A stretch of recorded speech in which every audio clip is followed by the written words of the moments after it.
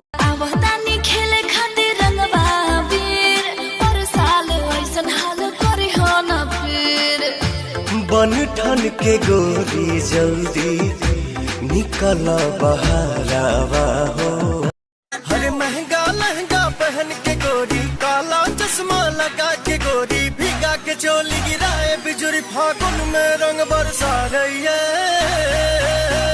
कमरिया ही।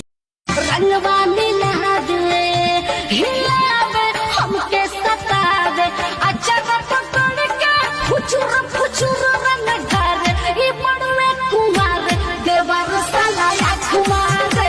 पानी खेले खातिर रंगवा वीर, पर साल ऐसन हाल करे हो न फिर।